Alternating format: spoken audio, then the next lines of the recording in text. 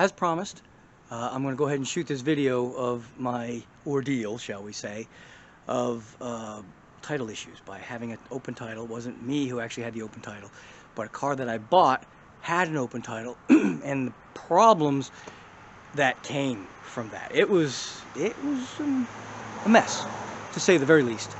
So I figured I'd share that story with you, but before I do that, I thought I would show y'all a few odd happenings that have happened over probably the last year or so here. Starting with my truck. We were going to a show. Actually, this was a little over a year ago, and the scars are still there. The exhaust pipe fell off. It got really, really rusty. In fact, I think I do. I have it over here. Let's see. You see that? Right there. See that exhaust pipe? That muffler? Well, that's the muffler for my truck. And here's the truck. Here's my truck. There's the new one. I put a new one on. But just to show you what happened, if you look close at this tail light, you'll see that it's kind of melted. And if you open the tailgate, I'm not sure we can see it from the tailgate, but no, I guess you can. But all inside of the tail light is boogered up. And what had happened is when this broke, you know, I tied it up. You know, I got some coat hanger. Got lots of those. See, coat hangers. Got lots of coat hangers. Always keep one with me, just in case. Put it up with a coat hanger. Oh yeah, and here, check this out. Look at this. Look at that mud flap. Isn't that crazy? It's literally melted from the tailpipe. Oh man, that lens is getting in the way. But there you go, mud flap melted. And all of that is caused by me taking the tailpipe and tying it up, and I tied it too far up into the fender, and it got so hot it melted the taillight. So just FYI, and then I actually had to drill and modify a few things to change the bulb later on. So just FYI, if your truck ever loses the tailpipe and or the muffler clamp and you have to put her up, you make sure it's not up inside where it can melt things. So there's snafu number one, and I promise after I'm done with the snafus, I'll go ahead and we'll get into my story on the title issues. Snafu number two is nothing short of a spark plug wire. No lie. Well, coil wire, I should say. This little girl right here.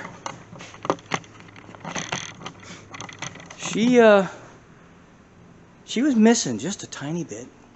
It's a 91 MR2, 2.2 liter. She started missing a little bit, and so I went ahead and changed the spark plug wires. Everything was fine for about a day. Took it for a ride, went to work or something in it. All of a sudden she starts acting like fuel filter's clogged, or fuel pump's going, or just like she's starving for fuel, just dying. Okay, enough of that. I actually replaced the distributor, thinking, I went to another shop that could communicate with the car. I don't have any computers. And they said, oh, bad distributor, $600. Well, okay. I put another one in. There's a YouTube on that. You'll see the video on putting a new distributor in. Didn't fix the problem. Put the old coil wire back on, right? The new coil wire. Come to find out, whoa, wind slamming the door. Use that wire. I thought to myself, process of elimination. Hey, wait a minute. I'm going to sneeze. Pardon me. I said, I changed the wires. Didn't have this problem before I changed the wires. So, but the funny thing is it would run perfect, warm. And then once the car warmed up, and even after, it came to temperature, but you drive it for 5 or 10 minutes. After about 10 minutes, it would start acting and just steadily get worse and worse and worse. I'm like, what the heck? So I said, just for kicks and giggles, let's change the spark plug, the coil wire. So I went ahead and just took the old coil wire, thank God I saved it, put it on the car, problem gone. Weird. Called up the company I got the wire from, got a new set of wires, distributor, God knows how many other issues I was chasing, a coil wire. Acted like a bad fuel pump or clogged filter. Changed, oh yeah, didn't mention that, changed the fuel filter too. So, FYI, tailpipes on trucks, and or cars probably, and spark plug, well, coil wires and or spark plug wires. If it's just one plug, probably bad wire. Weird because it worked fine cold. So there you go, another snafu in the world of Essig Enterprises. Let's see, one more snafu. And this one, actually, we can, this one I don't have the car here, unfortunately. This next story is about a Durango. 2005 Durango 4.78? 4 point something. V8, small V8. Truck ran beautiful for years. 100,000 miles without a problem. Wonderful truck. Then I took it to work one day, and I tend to only drive the Durango when it rains. Otherwise, I drive one of my little, tuner type cars because I was working 80-something miles away. So I was either driving the MR2 or a little Z3, something economical. But when it rained, I would take the Durango because it's all-wheel drive and much more sturdy in a bad weather and or snow. So I decided to take the Durango, and it started missing real bad. And so I bring it home and told my wife it's missing real bad. She gets in and drives it the next day. Of course, it's not raining. It's fine. She drives it all week without a problem. It rains. I take it to work again. It does the same thing. It gets bad to the point where I've got to pull over. I'd pull over, open the hood, mess around with it, close the hood, and run fine again. I'd drive home. Couldn't figure out what it was. Took it to the dealership. Couldn't find the problem because it was nice out. Every time it was nice out, the car would run great. And then it dawned on me, while it was still sitting over at the dealership, it dawned on me, it only does it when I drive it. And I only drive it when it's bad weather. So I called them up and I told them that, and they go, aha! The rubber seal between the hood and the cowl went bad. And what would happen when it rained is that water would come down, drip on the engine, and short out all the electronics. Crazy stuff that happens with cars. And one quickie on a 440, a guy brought it here on a trailer, put a brand new distributor in the car, and I think it was one of those like inexpensive Chinese ones though that you can buy like for $1.98 and maybe throw in a free movie rental. So he brings it to me, I diagnose it, I tell him it's the distributor. And he goes, can't be, I just replaced it. He says, the old one was bad, I put this new one in there, still doesn't fire. I said, well, everything else checks out. So I took an old one that I had on the shelf that I knew worked, and I just plugged it up. Didn't even put it in the car. I just kind of plugged it up and I turned it by hand. Guess what? Spark. So install it, hook it up. Boom, fires right up.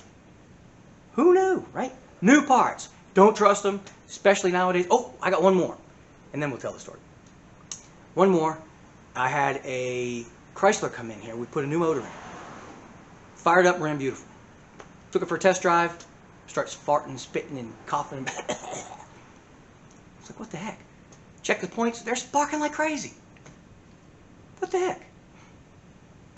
Decided to go ahead and put new points in condenser anyway. Condenser. New condenser. Boom. Fired up, ran beautiful.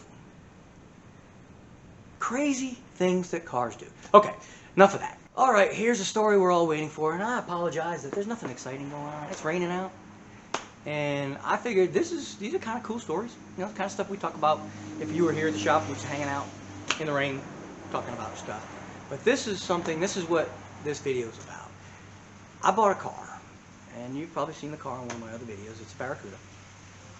And I bought this car from a friend of mine. And him and I do what we call handshake deals all the time. I'll buy the car from him, he'll show up with the paperwork, or we'll get a bill of sale sometime later. No worries, throw it in the trailer, take it back, have the thing half parted out by the time I ever get the paperwork on it. Don't care, we're friends, we do stuff like this all the time. This time didn't work out so well. He had bought a car from one of his friends, one of his other friends, which I know but not really call a friend. And then he gets the car, and then he makes a deal with me, and I get the car.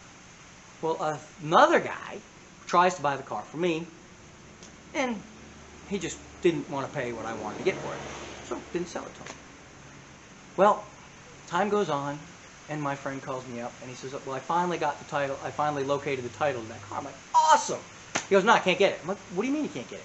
He goes, the guy I bought the car from gave the title to somebody else, which happened to be this other guy that I mentioned. I'm like, why would he do that? He goes, I don't know. He says, so I told him he needs to give me that, or I'm going to sue him. Well, the guy that sold him the car tells the other guy, look, I need to get that title back. The other guy goes, nope, I'm not giving you the title back. I'm going to use it as leverage to make David, which is me, sell me the car, or give me the car. I'm going to call the police, and I'm going to go get my car. It's not his car. He's got the title, which technically, if it's an open title, which that's the problem, it was an open title, technically if he put his name on that title, it would have been his car, and I would have had to give it back to him. Of course, my friend would have made good on it, and I wasn't too worried about that.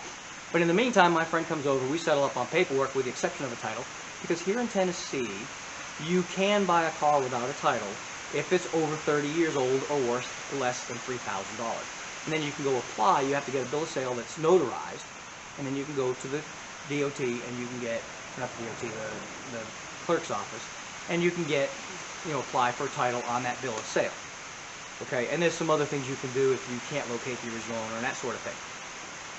So, with all that being said, my friend comes over here. We do some paperwork to make everything legal between him and I, so that we have a paper trail. And I mentioned to him that the problems that could stem from this. And I said, so we probably need to involve the police before they do. Because if this guy makes a false report and says, I stole the car, now I'm a criminal. And then I'm going to have to prove that I bought it from my buddy, and then my buddy got it from his buddy. And so we call the police. The police call up the other guy. The other guy says, I'll get him his title by Friday. So yay, we have now established a pattern, whereas this guy that sold my friend the car admits to selling him the car. So now that takes the load off of my friend. But we still have a title out there with a guy that wants to play an illegal game. And by the way, I say illegal because if he files a false report saying that I stole the car, that would be filing a false police report, which here in Tennessee is considered a Class D felony. Now, I'm not a lawyer, but I do have some background in criminal justice, and so I looked it up. It's on the internet. You can find it. So, Class D felony if you file a false police report. And by the way, even though it is seldom enforced, it is also illegal. It is a Class C misdemeanor if you just have an open title. You have 30 days from the time you purchase a car to register it or to at least title it in your name. Okay? You don't have to put a plate on it. You can go there and you say, look, it's a non-running car, it's a parts car, whatever. I just want to title it in my name, so you don't have to pay for the plate, but you do have to pay for the title transfer and pay for the purchase price, the taxes on the purchase price. So that being settled, so there's the criminal side of things. False police report, Class D felony, open title. Again, a lot of people do. I've done it for years. So we're, shouldn't do it. I learned in my lesson after this one that I don't keep open titles anymore. They're going to my name. But open title, Class C misdemeanor, usually a fine, not a very big one, but that's just, and that's actually federal. That is a federal law, not a state law. State laws may have different opinions on that too, but I had to hunt for it. I couldn't find it in my state laws, but I did find it in federal law, so it's United States wide. So don't do open titles, folks. And this is the things that can happen. Let me finish my story, and we'll go over some other things that could possibly go wrong. Okay, so anyway, because the police got involved, the title finally made it back to me. But before that happened, the third-party guy that had the title, thank God he didn't put his name on it. But, because if he had it would have been a real mess. But he came here with 2 other friends and tried to bully me into selling him the car. We had a deal.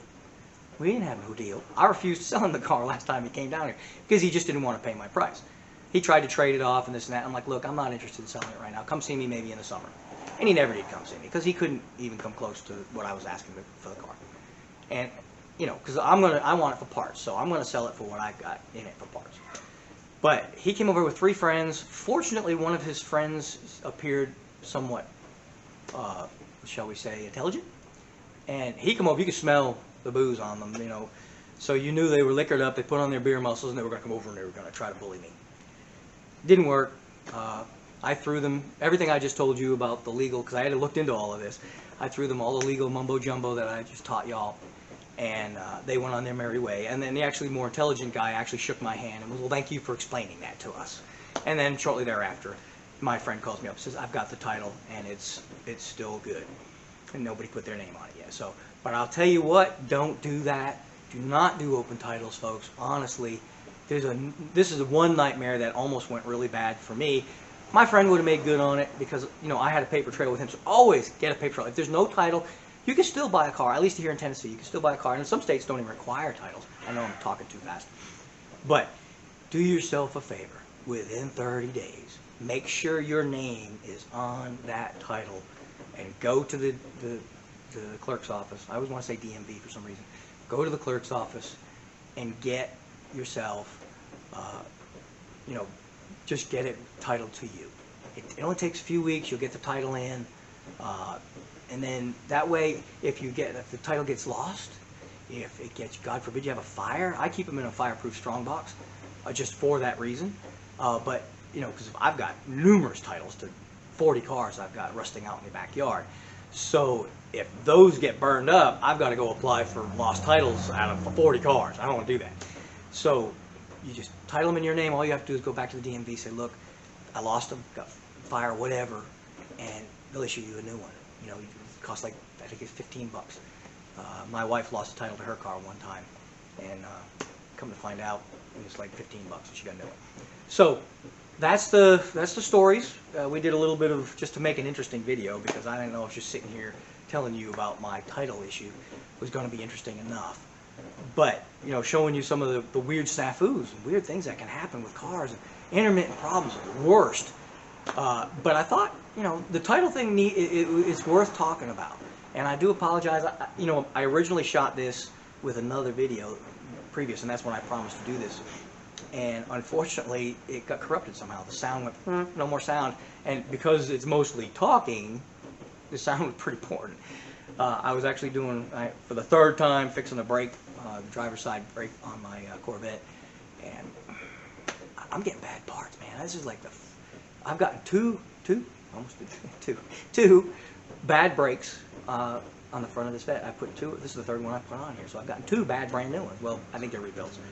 Spark plug wire, brand new set of wires, and I had a coil wire go bad. That other guy, he came to me with a brand new store-bought, not a rebuild, but a brand new distributor. No good.